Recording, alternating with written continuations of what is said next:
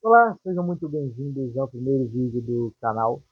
Eu gostaria de falar nesse primeiro vídeo sobre um projeto que eu estou fazendo, um projeto que eu desenvolvi ontem, pelo menos a inicialização dele. E aqui eu tenho a descrição de como ele iria funcionar, também dos personagens, de um personagem que eu criei, etc. Aqui ele vai funcionar a partir da criação do próprio mundo do jogador. O jogador ele vai poder criar um mundo em que ele achar que combina mais com ele, que fica mais a par da criatividade dele, onde ele vai poder escolher as decorações, e isso daí vai dar uma oportunidade de jogador colocar a dificuldade, as características do mundo, o nome e a própria gameplay, que vai variar um pouco. Porém, não vai estar alterando os personagens, os objetivos, etc. Agora, objetivos, missões e, entre outros, vão ser alterados de acordo com o mundo, decorações, arte, entre outros.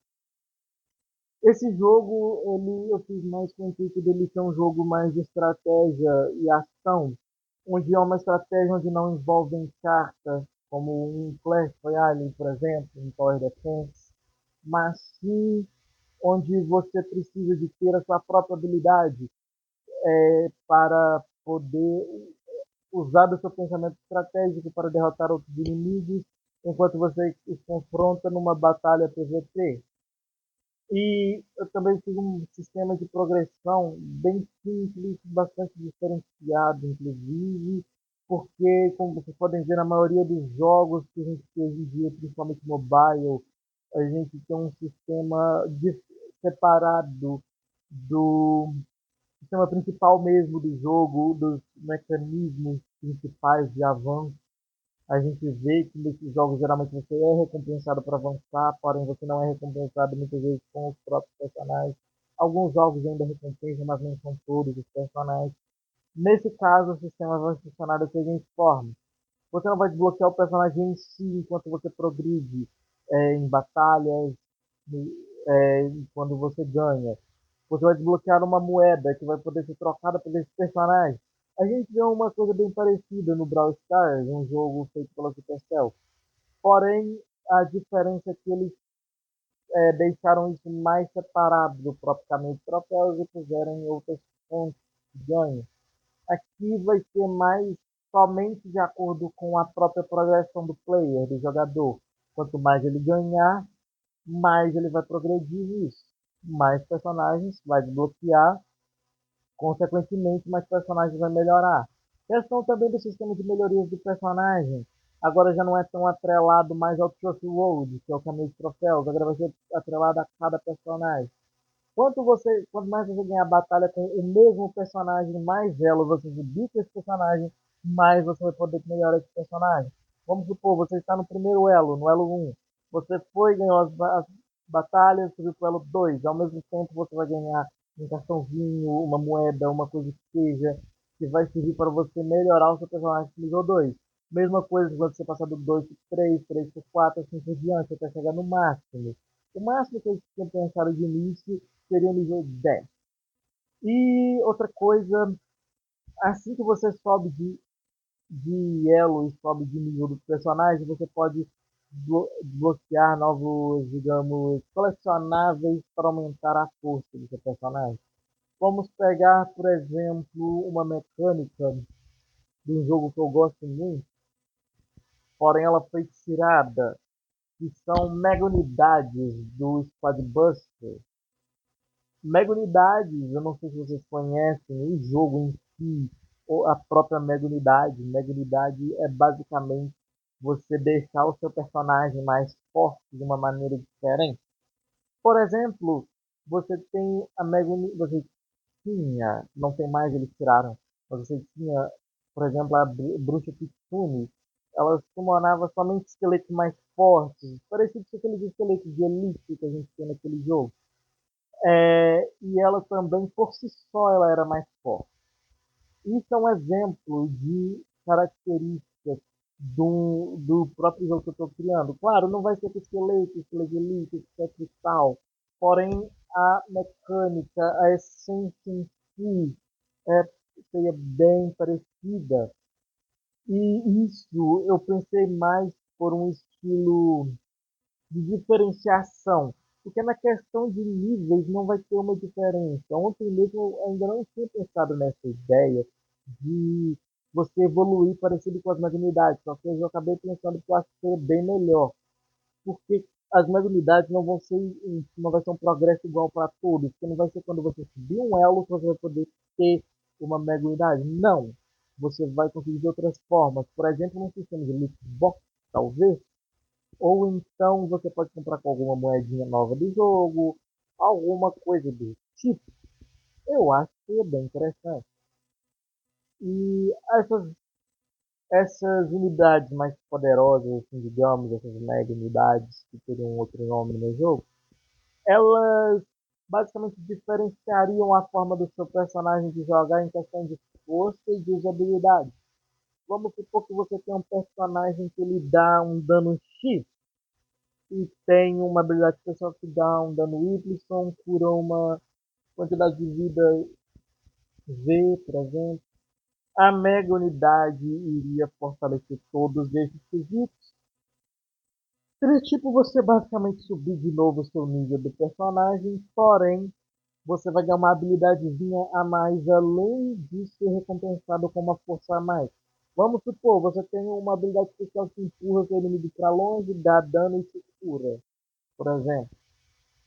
Ganharia uma habilidade extra de lentidão, vamos supor. Ou então de paralisia, quem sabe. Então, são essas e outras questões que abrangeriam essa tal mega unidade, que seria um outro nome. E, enfim, ontem também eu andei pensando em personagens. Eu digitei apenas sobre um, porque estava perto da hora de eu dormir, mas eu tenho várias outras ideias interessantes. Aqui, eu vou até ler aqui o que está escrito. Aqui, o nome dele é Andrew. E aqui a descrição dele. Esse personagem, ele possui diferenciais interessantes em seu visual, por ser um descolado esquisitão, abre e fecha aspas. E isso acaba é, se aplicando, né, em suas habilidades também. Seu ataque básico é um projeto de espinhos. São três espinhos por ataque, certo? Cada um, né, vai causar dano, óbvio. E é um atrás do outro, causando dano moderado por cada um desses espinhos. Agora eu falo aqui sobre a habilidade dele, a habilidade especial. Seria fazer com que seus espinhos sangrem os seus inimigos, causando um dano por segundo. E com isso, todos os que estiverem nesse efeito vão ter essa perda de vida por seguir durante 5 segundos. E, além disso, aumenta a quantidade de espinhos do ataque de 3 para 5. E o que eu coloquei quais seriam as estatísticas dele.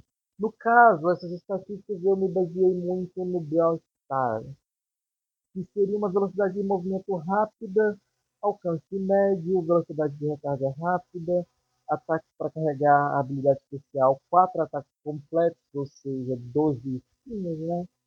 Só que não precisa ser os 4 de uma vez, os 4 ataques completos de uma vez.